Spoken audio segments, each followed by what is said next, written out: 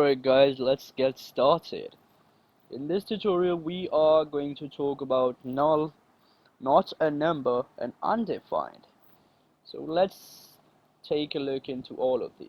So let's say I have a variable, right, a, and I am giving it a value of null, which means it has nothing, right? Now when I will try to print it on the console, I will get a null, right, over here. Now the next thing we are going to talk about is not defined. So let's take another variable, I'd call it b, and when I try to print it on the console, it's telling me undefined. Now null means it has no value, but undefined, I haven't assigned anything to it, right? So these are two different things. Then there is something called not a number, which is called NaN. In short, its short abbreviation is that.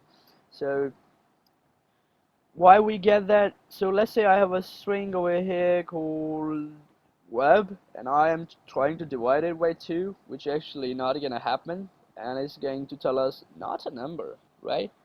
So these are 3 small things that I wanted to discuss in this tutorial. Let's meet in another